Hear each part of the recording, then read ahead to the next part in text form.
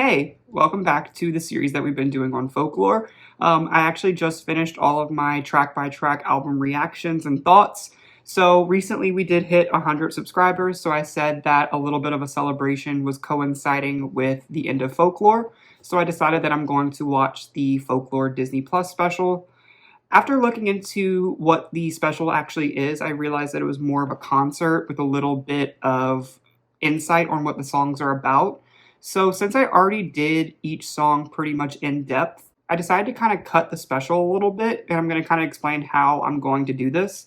The main reason why I'm going to do it the way that I'm about to explain is because I don't understand copyright laws yet with stuff like this, and I don't want to get in trouble for playing like the entire movie. I don't know the rules, and I'm not going to pretend like I do. But like I mentioned a second ago, I did already give most of my thoughts on these tracks. So what I'm going to do is I clipped the special to be all of the pre-track information, and I'm going to watch all of those on all of the tracks. And then once I finish all of those little tidbits of information from Taylor Swift, I figured I would give my folklore ranking for you guys to see, and then listen to a couple of the actual live performances of my like top three, top five, something like that. So that's kind of the way I plan on doing it. Like I said, I will watch all of the song information clips, but not all of the performances. So I hope that's okay, but I also hope you enjoy. But let's just get started. Also, I'm going to try to include little chapters in this video. That way, if you don't want to watch the entire thing, I understand this video might be kind of long. You can kind of skip to the part that you might be most interested in.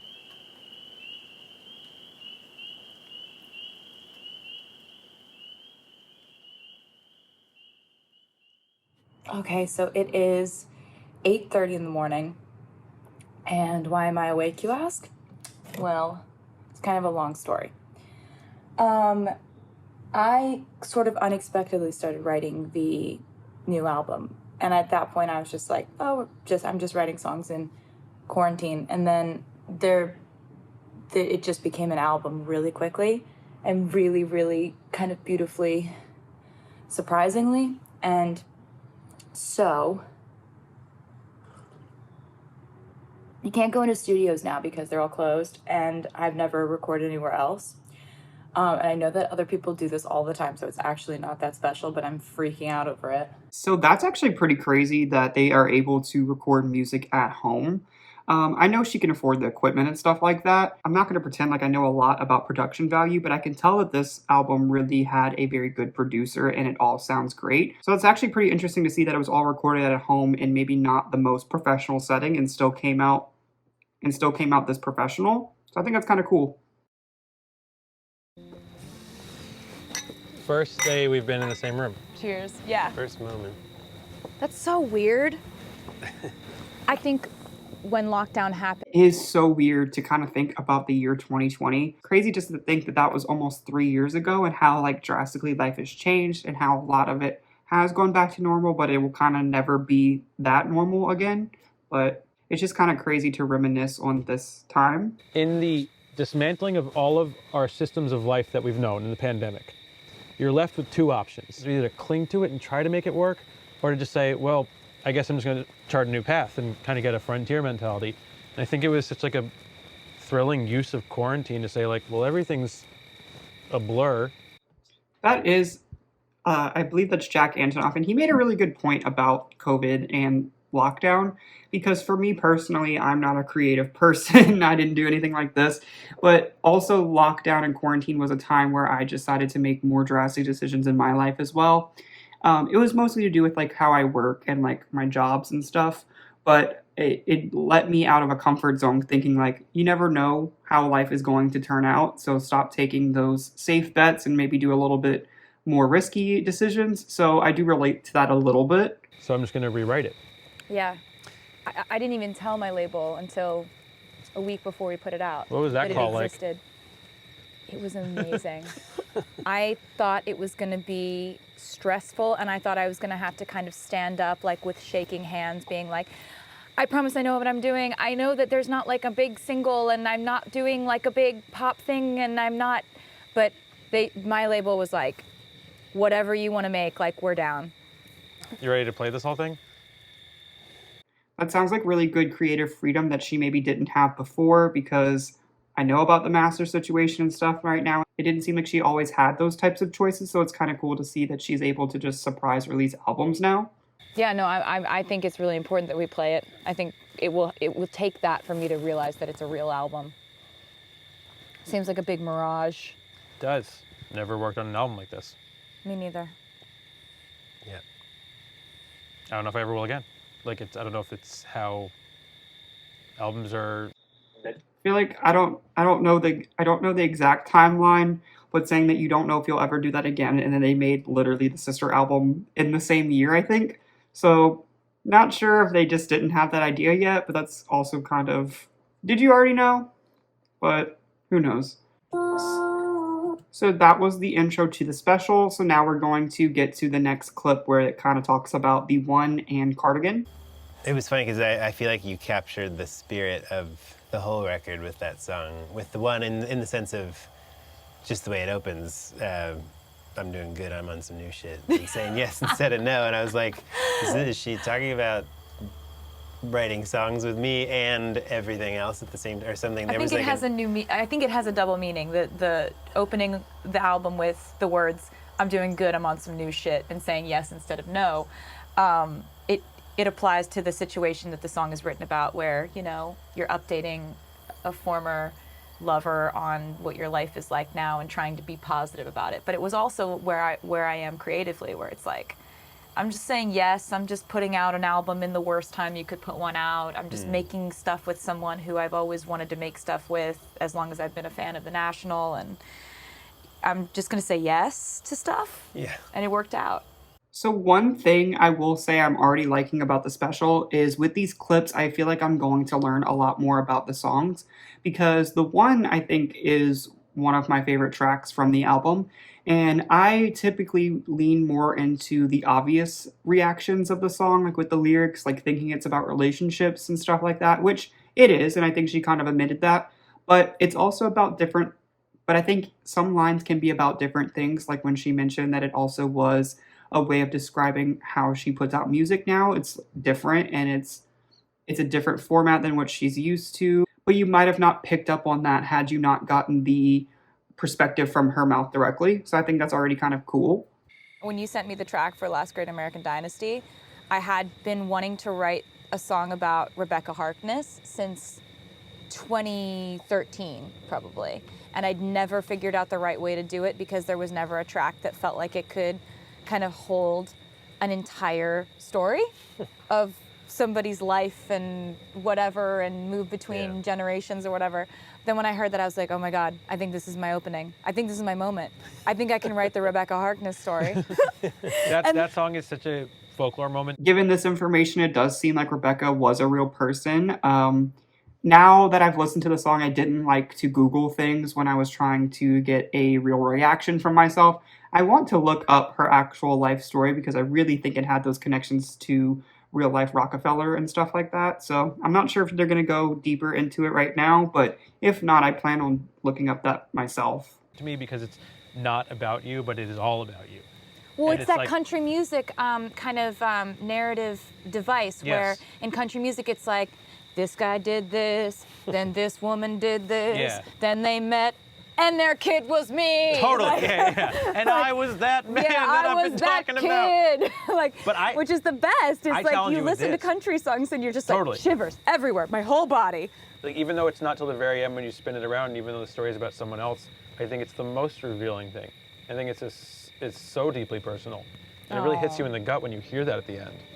Thanks. If I recall right, at the end of the song, it switches the narrative to say that she bought the house that Rebecca used to own, and Rebecca just had a reputation that wasn't very favorable by other people other than herself. It was the media or just stuff like that, and she relates to that. So I do agree that was a pretty cool twist when that happened in that song. So now we're going to move to the Exile clip. I wish our other two co-writers were here. Justin Who? Vernon and William Bowery. Justin is one of the greatest ever. William, I never got to meet. There's been a lot of discussion about William Bowery and his identity, because it's not a real person. It's not? Jack, I'm doing a bit. the bit that would have gone on forever. What? Who? When? So William Bowery is Joe, as we know, and Joe plays piano beautifully, and he's always just playing and making things up and kind of creating things. So I wasn't aware of this, but there was a fake songwriter on the song Exile, and it seems like it was her boyfriend, Joe. I did not know that at all. That's kind of cool that she's able to write music with her significant other, because given the 2 albums I've listened to, he seems like a very pivotal part of her life. Even in one of the songs, I think it was The Lakes, actually, where she called him her muse. So I bet it's very...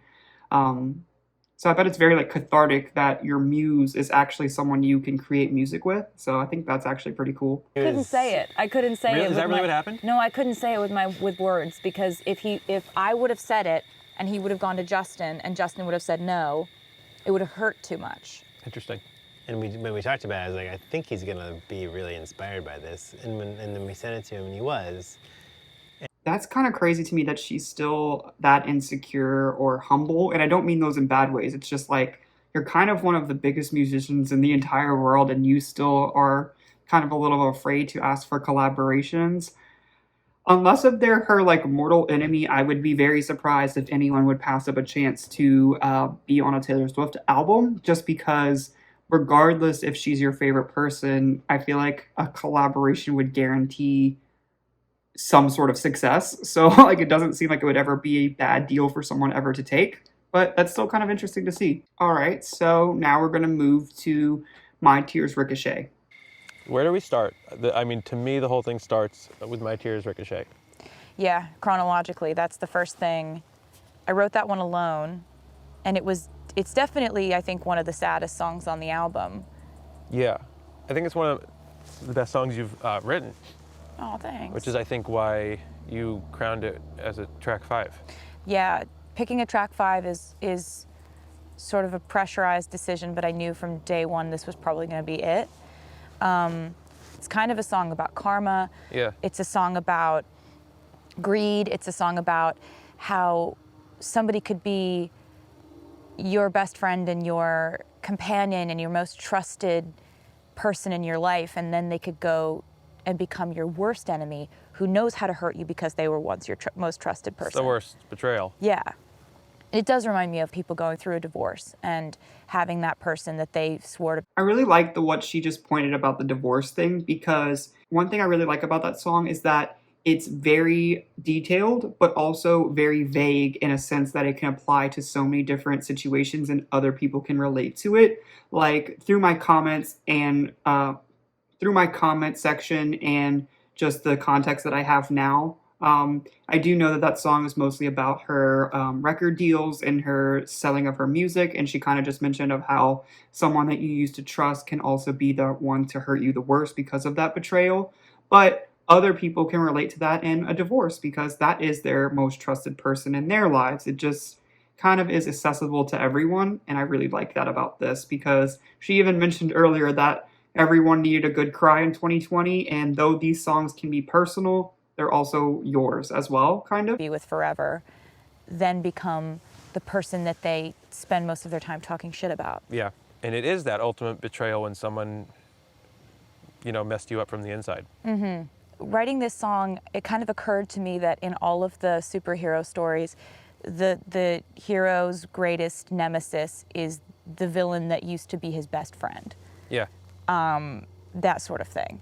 When you think about that, you think about how there's this beautiful... That is very true, because as a superhero movie kind of nerd, my personal favorite is Spider-Man, but quite literally every one of Spider-Man's villains are always people that are close to him. Like in the first trilogy, the Green Goblin is the dad of Peter's best friend. In the second one, it's the person who murdered Uncle Ben. In the third one, it's the son of the Green Goblin, which is, at the time, Peter Parker's best friend. Same thing in the sequel series with Tom Holland. The villain of that one is his girlfriend's dad. Then in the second one, that one is Mysterio. That really wasn't super close to him, but that person befriended him, so it kind of works. And then in the newest one, it is just kind of all of the old villains, so that also kind of works. But she is right. Now we're going to move to the clips on Mirrorball. In folklore, there are a lot of songs that reference each other or lyrical parallels, and one of the ones that I like is the entire song, This Is Me Trying, then being referenced again in Mirrorball, which is, I've never been a natural, all I do is try. Yeah, I remember that being an interesting one for you to actually put down.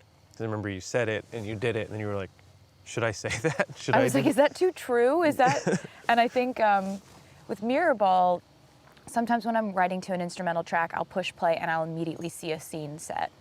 And this was one of those cases where I just saw, you know, lonely disco ball, twinkly lights, neon signs, people drinking beer by the bar, a couple of stragglers on the dance floor, just sort of a sad. I don't expect everyone to like know exactly what I'm referencing, but the way she just described the intro to Mirrorball is quite literally almost exactly what I said in my video, because I totally said that my local skating rink is kind of like that, and they have just, that's my only frame of reference with like a disco ball. And that was like pretty on point. So I'm taking the credit for that. And I just was thinking, okay, so we have mirror balls in the middle of a dance floor because they reflect light. They are broken a million times, and that's what makes them so shiny. We have people like that in society too. They hang there, and every time they break, it entertains us. Yeah. And when you shine a light on them, it's this glittering, fantastic thing. But then a lot of the time when the spotlight isn't on them, they're just still there up on a pedestal, but nobody's watching them. Well, it's a myth we love, and then we create it for people. Yeah, it's the whole Like, do the broken thing, make it fun, now make it sad. Yeah, now make it cool, now make it sad. Yeah, but when the light's off, be okay. Yeah. It was a metaphor for celebrity, but it's also a metaphor for so many people who have to feel like everybody feels like they have to be on for certain people. You have to be different versions of yourself for different people, different versions at work, different versions around friends, different versions of yourself around different friends, different version of yourself. Again, I really enjoy that the metaphors apply to her, and I took that song as a metaphor to being a celebrity, but I kind of didn't think about the perspective of saying that you do always have to be on for certain people. Like in my own life, I'm more shy around certain people. I do think I'm a different person at work than when I'm by myself or even with family. Like, you do always have to be a different version. I don't always think that means something negative. I don't think it makes you any type of like a fake person or anything like that. I just think that you do have to be willing to change in order to kind of fit right with people sometimes. And I don't think it should ever take away from your personality. I think it's just a way of letting yourself fit in and allow yourself to have better times with people. So I never thought about that, and I think that's actually really cool. Self around family, around, Yeah. you know, everybody has to be duplicitous, or feels that they have to in some ways be duplicitous, and that's part of the human experience, but it's also exhausting. And you kind of learn that every one of us has the ability to become a shapeshifter. Totally. But what does that do to us? And it also is the first time, and one of the only times that the time that we're living through was actually lyrically addressed.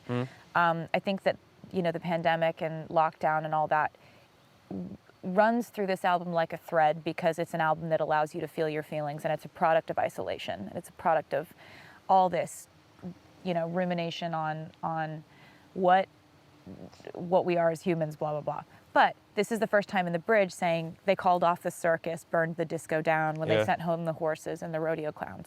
I wrote this song right after I found out all my shows were canceled. And it's like, I'm still on that tightrope. I'm still trying. I don't think I ever made that connection that was alluding to like her concerts. I just kind of thought it was just saying that her life is a juggling act, as in like a circus, and that's why I kind of thought of the circus references. But that's also good to know that it had kind of more of a literal meaning than that. Trying everything to get you laughing at me. So Yeah. it's like, I realized here I am writing all this music, still trying, and I know I have an excuse to sit back and not do something, but I'm not, and I can't, and I don't know Yeah, you why don't that get it. is. But that's what makes it, to me, a great piece of pandemic time work is that it's not about the pandemic, it's about the experience of what happens to an artist when you're living through a pandemic. Yeah, you start there, You start to dream. I do also agree with that because um, I don't think anyone wants to talk about the pandemic and things that are supposed to bring people joy. I think music, TV, and all forms of entertainment are a thing of escaping. And like they said, this isn't really an entire album about exactly what's happening during the pandemic. It's about the personal human experience that we all went through. So I really like that aspect of this.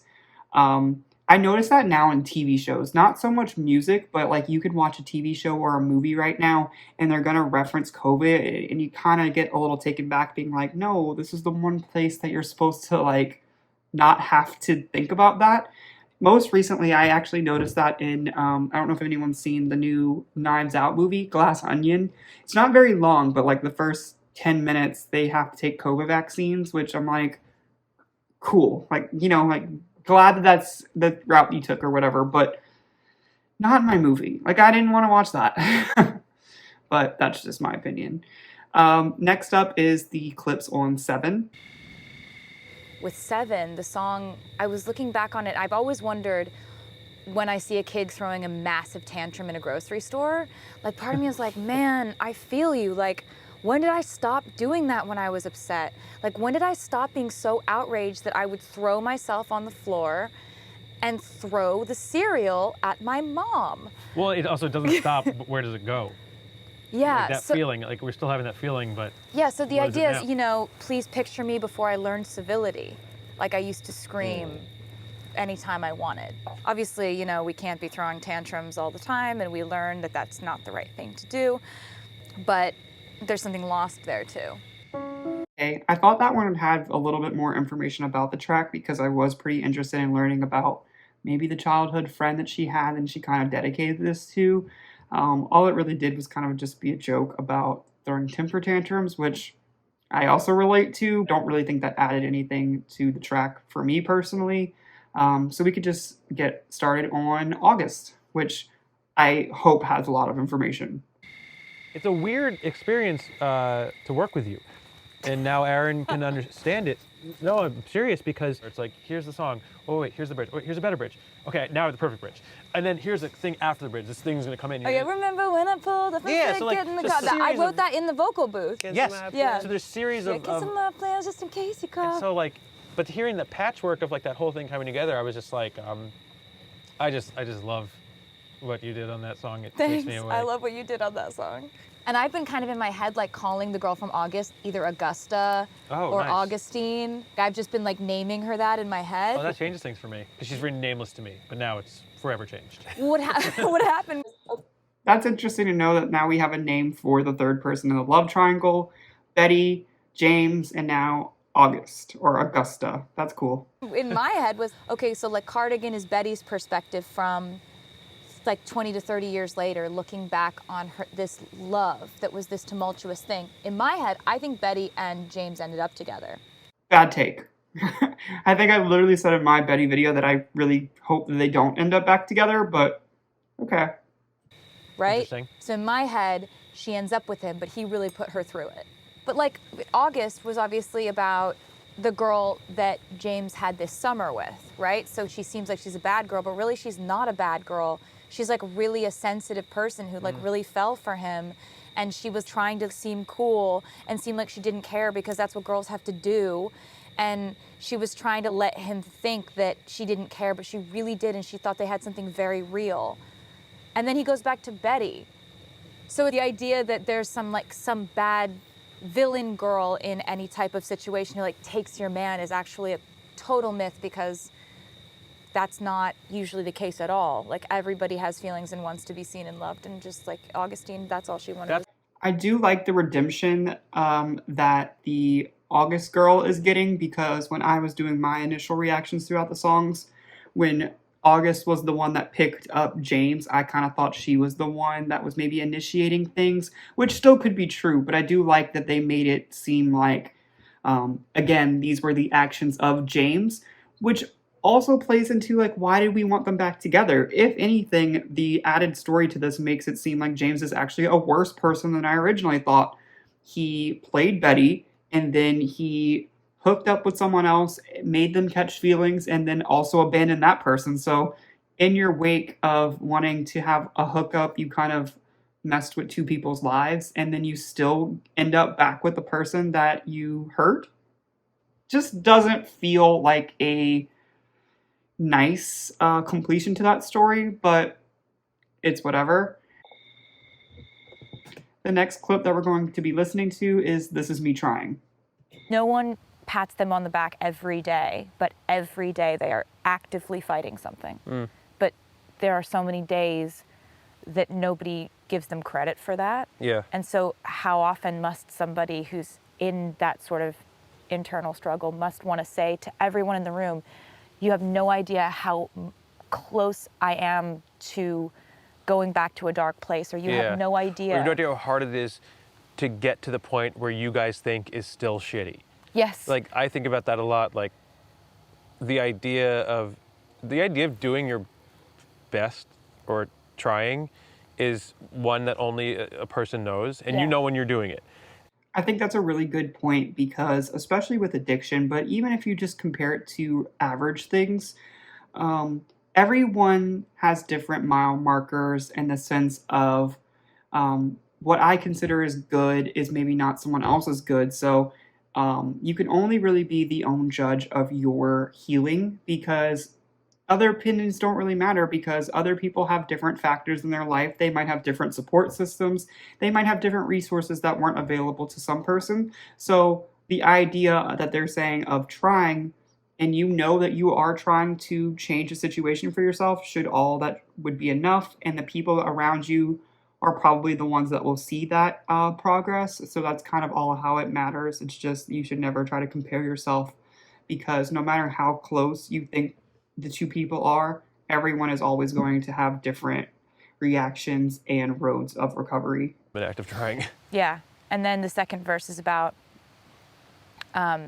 someone who felt like they had a lot of potential in their life. I think there are a lot of mechanisms for us in our school days, in high school or college, to excel and to be patted on the back for something. Also, I said that exact thing. I literally said that I felt that pressure a little bit in schooling where you always feel like you have to be at the top of your game, which is important. I do think education's important, but it's like unnecessary pressure that gets put on people because back to the same thing I just said, you can't have one cookie cutter thing for every single person because again, people have different resources, people have different backgrounds, people have different situations that no one knows about. So it's hard to have this flat pressures or flat expectations for people that you don't even know where they're starting from. All right, so the next clips is going to be from Illicit Affairs.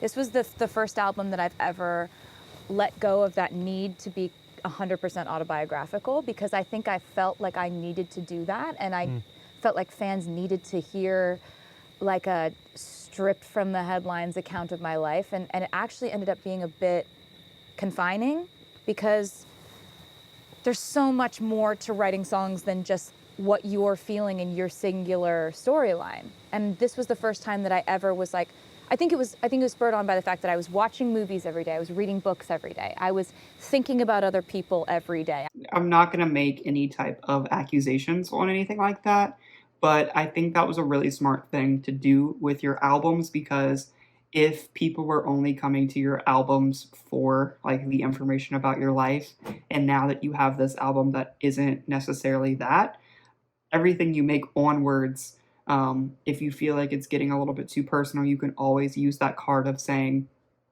I don't make fully autobiographical albums anymore, so I feel like it kind of gives her a little bit more of a cover or a shield from when she's maybe talking about something very personal to her life. But you can't fully make that assumption anymore because ever since this album, that's changed for it. I've noticed that in Midnights with this perspective now that I thought there were some songs that seemed awfully personal to be made up, but people were kind of still telling me that it was a little bit made up.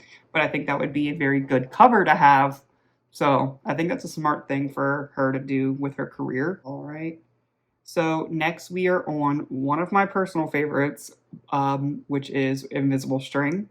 Isn't it 50s guitar? It is from the late 50s, and Wow. it's been like renovated so that the bridge deadens the strings and it sounds really old, and it's just a really kind of writes songs for you in a way, because it's so fun to play. And that was the first one that I wrote with it. And then you wrote this incredible song that is all about fate, and that was another moment where I just felt there was this serendipity happening between us and crazy chemistry. As far as like making, it was, you took exactly what I had written and it was as though we wrote it together in a room or something. I remembered I wrote it right after I sent an ex a baby gift.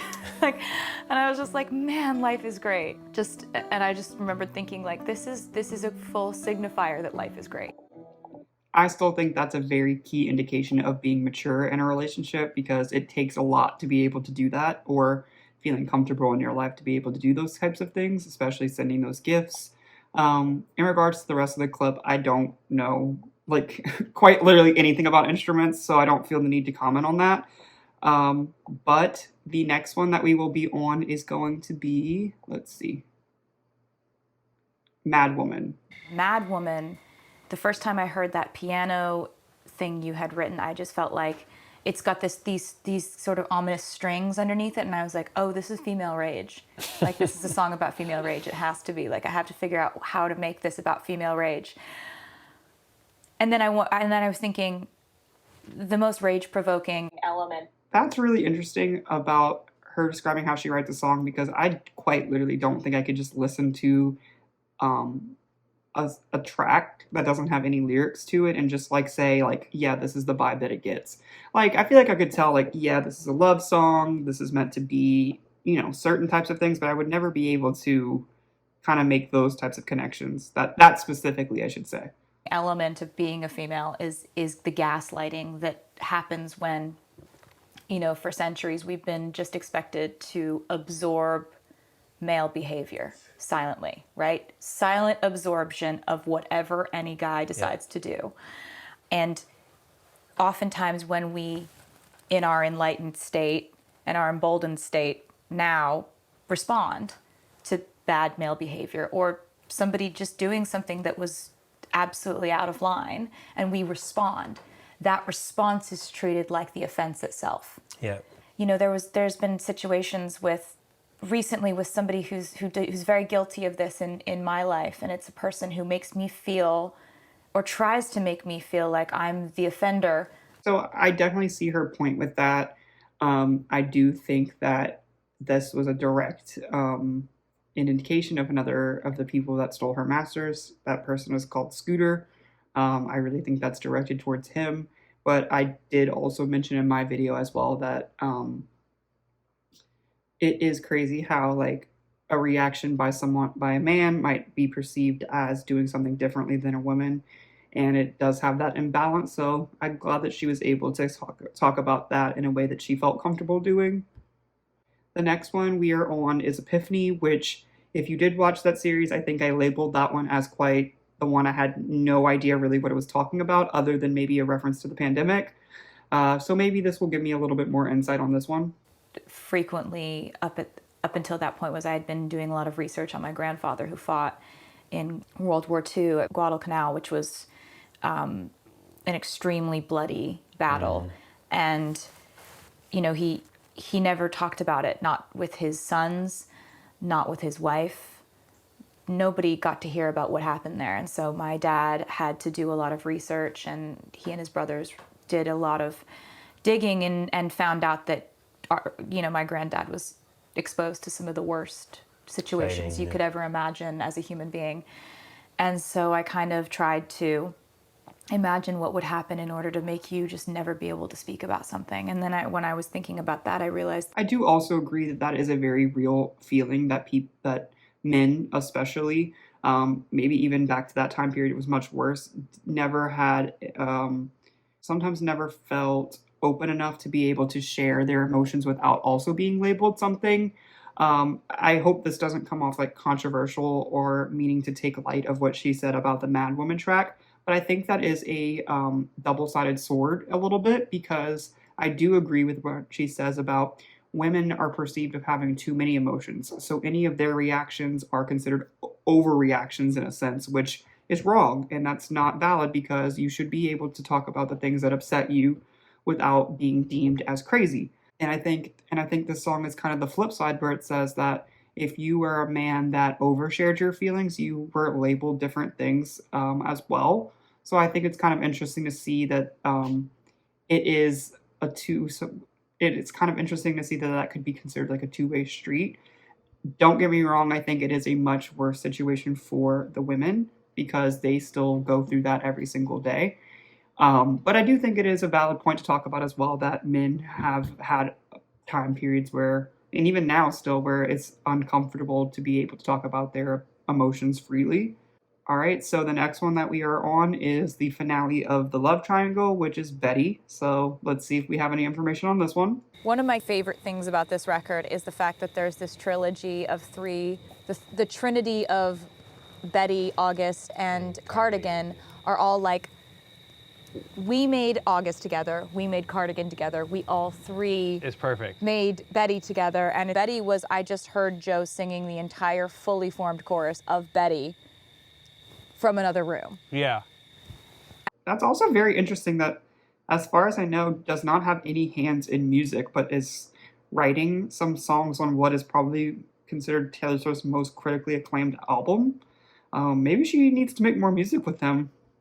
So he was singing the chorus of it, and I thought it sounded really good from a man's voice, from a masculine perspective. And I really liked that it seemed to be an apology. And I've written so many songs from a female's perspective of wanting a male apology that we decided to make it from a teenage boy's perspective, apologizing after he loses the love of his life because he's been foolish. Allegedly. No, he's been foolish. No, according to the internet, we don't know what it's about. There's He's something- been foolish. No, I mean just. We wrote it, I'm confirming. He was Well, I foolish. don't know who Blaine Bauer He was a fool. is. So yeah, he was a okay. fool. Foolish and doesn't deserve Betty back, but still my opinion there. So now we're on track 15, which is titled Peace.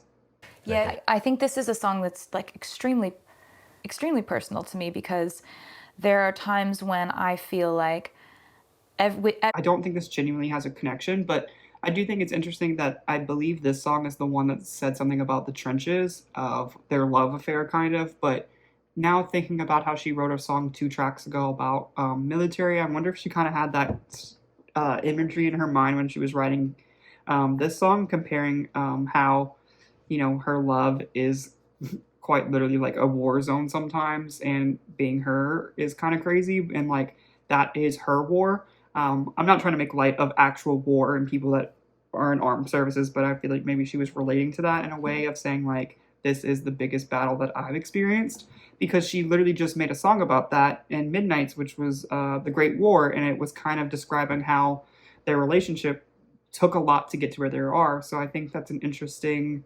full circle connection. Maybe it wasn't intentional, but I think it could work. with everything that's in my control, I can make myself seem like someone who doesn't have an abnormal life. And I try that every day. Every day it's like, how do I make myself among my friends and family and my loved ones not see this big elephant that's in the room for our normal life, because I don't want the elephant in the room. Yeah.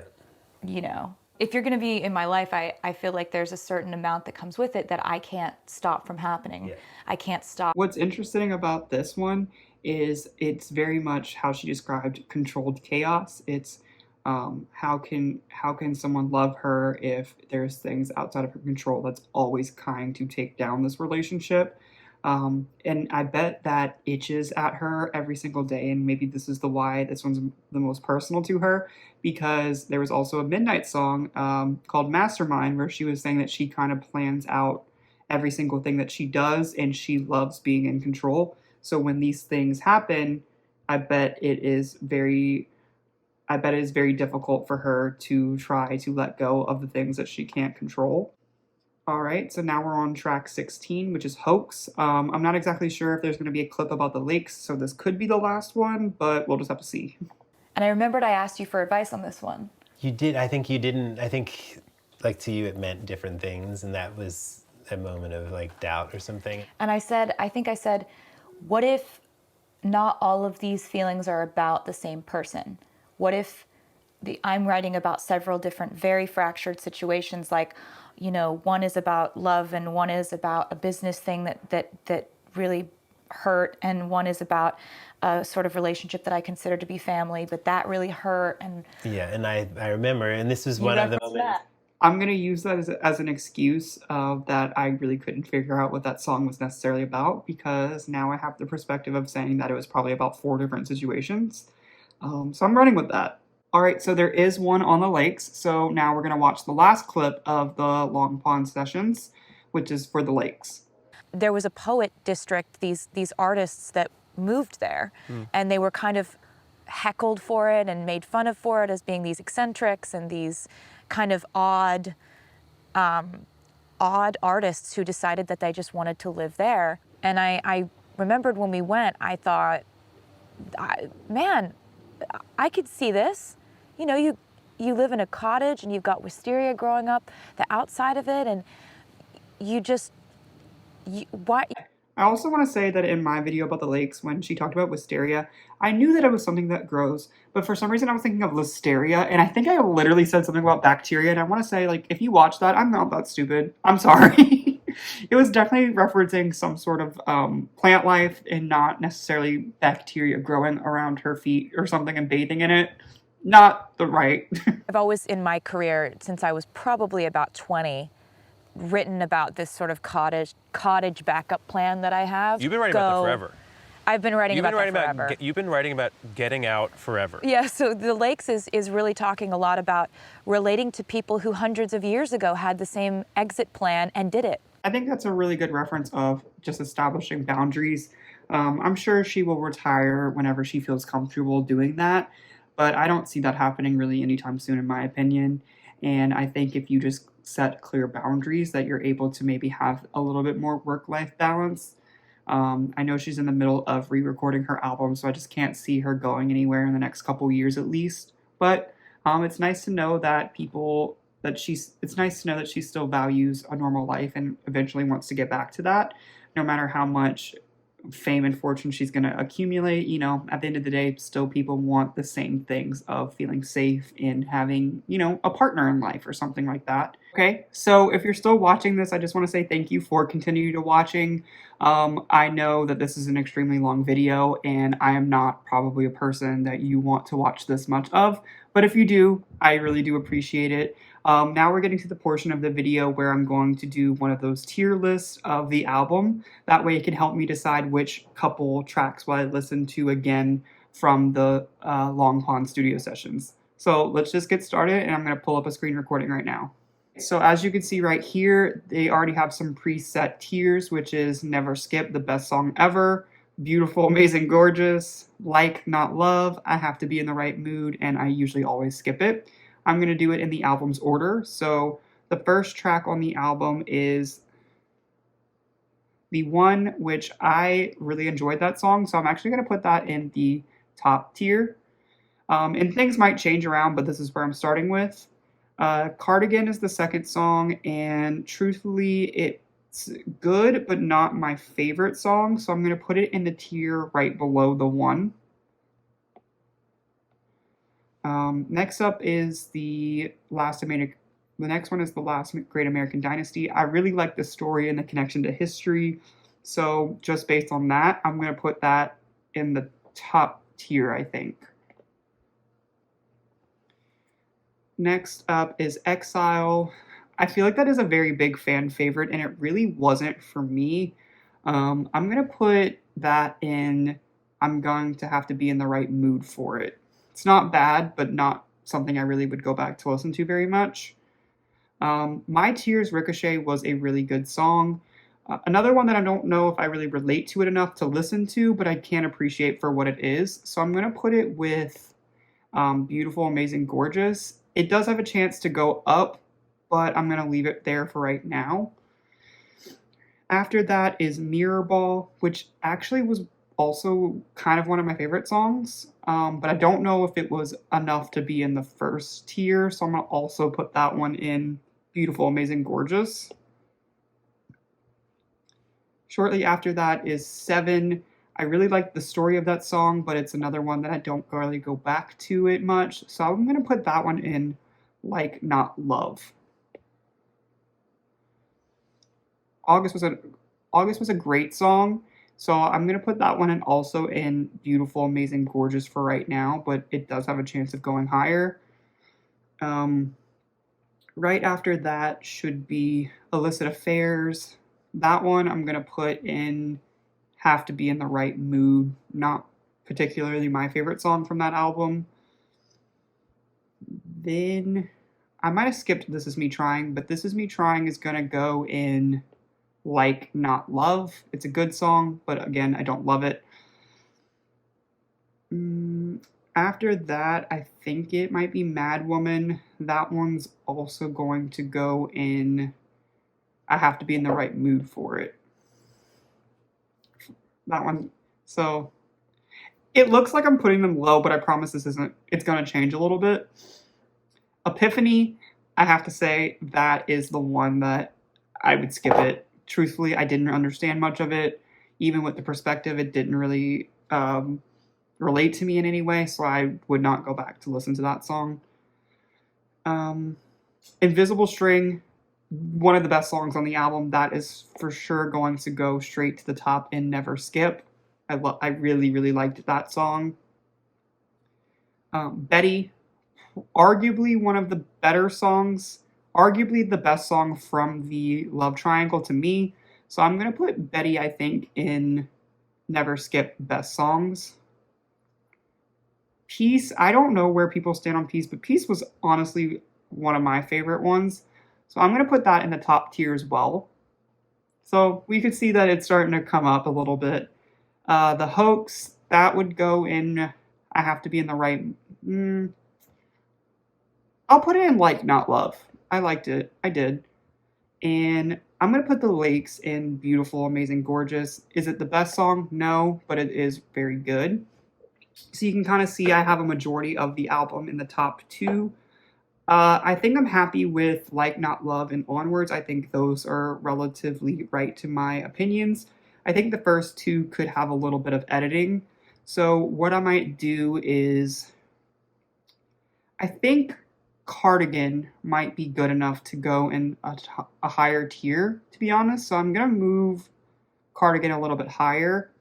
And I actually might move Betty one down because I feel like it is kind of on the same level of August, which was also very good. But I kind of just remembered that Cardigan had that really cool ending that I liked. It just kept going and going with so many lyrics.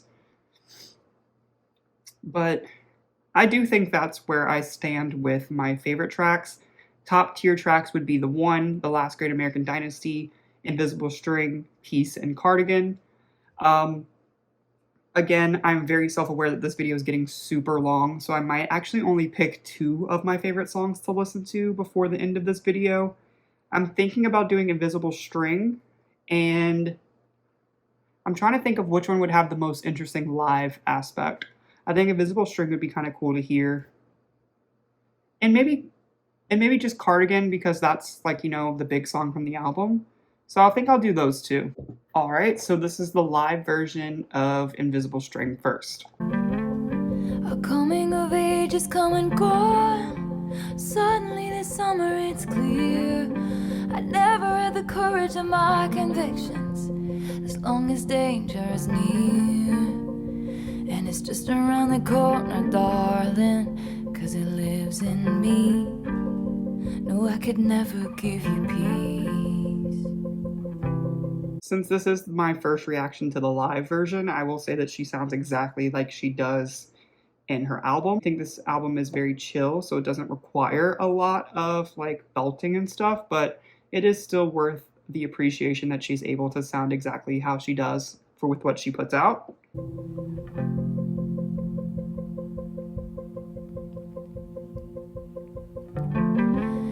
I'm a fire and I'll keep your brittle heart warm. If your cascade ocean wave blues come, all these people think love's for show, but I would die for you in secret. The devil's in the details, but you got a friend in me. Would it be enough if I can never give you peace. Your integrity. I will say that I do like that she uses her hands a lot because I'm also a person that talks with their hands, so I relate to that. But again, she sounds great. Makes me seem small. You paint dreamscapes on the wall. I talk shit with my friends. It's like I'm wasting your honor. And you know that I swing with you for the fences, sit with you in the trenches, give you my while, give you a child, give you the silence that only comes when two people understand each other, family that I chose never to see your brother as my brother. Is it enough? One thing I will say is I kind of mentioned at the very beginning of this video is that the production was really great on this album to me, and I wonder if it has anything to do with, it seems like they use real instruments, which again, I don't know a lot about music, but I do know that nowadays albums are very synthetically produced, so I wonder if the grittiness of the album comes from the use of real instruments, because it is very simple instrumentation, so it's enough that someone could do that on an entire album because it's usually just using like a guitar and a piano, but I really do appreciate that. Cause there's robbers to the east, clowns to the west. I'd give you my sunshine, give you my best. The eye roll with West, I didn't put that together in my first video. I wonder if that's a little bit of a knock to Kanye West. That might be a stretch, but when that eye roll happened, I kind of was like, that meant something to you more than just like cardinal directions of east, west, north, and south. But I don't know. Would it be enough if I can never give you peace? Would it be enough if I can never give you peace? That is absolutely a beautiful song. I know I just did my ranking, but I really think that is probably my favorite track. It's just so vulnerable in a way, but it's also very like sentimental, and I really like that it has so much meaning to a lot of different people in a lot of different situations. But the very last part of the video is we will be listening to Cardigan's performance, so let's just jump straight into that. Vintage tea, brand new phone, high heels on, cobblestones. When you are young, they assume you know nothing. Sequin smile, black lipstick, sensual. I'm actually pretty surprised to hear this sounds deeper than what it sounds like on the studio version. It's nowhere near a knock. It sounds great. It's just, you would think that singing lower like this would be harder than kind of the sound that I remember from the recording of Cardigan, but props to her if this is a more difficult version of singing it. And when I felt like I was an old cardigan under someone's bed, you put me on and said I was your favorite. Great song, but I do remember why I put it in that second tier at first. It's because I still think the metaphor is a little goofy. I will never try to knock her when I don't need to, but this is a goofy song sometimes. But I knew you'd linger like a tattoo kiss. Knew you'd haunt all of my what ifs. The smell of smoke would hang around this long. Cause I knew everything when I was young. I knew I'd curse you for the longest time. Chasing shadows in the grocery line. I knew you'd miss me once the thrill expired. And you'd be standing in my front porch light. And Definitely the second half of the song is so good that it really helps the song a lot to me. It kind of reminds me that the second half of the song could almost be its own song to me. And I noticed that in the song that used to play on the radio all the time. It's a Billie Eilish song, and it used to be a very slow song at the beginning, and then the end of it is very like pop rock, and that part like took off, and she actually made a different version of that song and put it to radio, and it became like a huge hit. And I almost feel like Cardigan's a great song as a whole, don't get me wrong, but this second half almost seems like it could be its entirely own entity and be like great. So that was the end of Cardigan. That is about the end of this video. I think this was a really nice way to wrap up the entire folklore series. I really did enjoy it, and I'm so happy that I had people that were interested in watching it. I don't take it lightly. I've said this a couple times, but I really do appreciate each and every one of you that do enjoy these videos. From here on out, I do think this video will suffice as a video for the next couple days before I maybe start something new. But I did mention in my last video that I think I'm going to take a direction of doing a country album. I got 2 or 3 comments that said, one said Fearless, one said Fearless, one said Speak Now, one said Red. It seems like everyone thinks all of them are worth a listen, which I'm sure that's the case. The only thing I don't know is I got actually more recommendations for Speak Now, but I think that's one that's not re-recorded, and I don't know if that's like gonna be wrong if I would listen to it. If you're still here and you have thoughts on that, is it okay for me to listen to that album? If not, I might just do Red instead. But let me know your thoughts if you're still here. If not, I'll just make the decision in a couple days. But thank you for watching.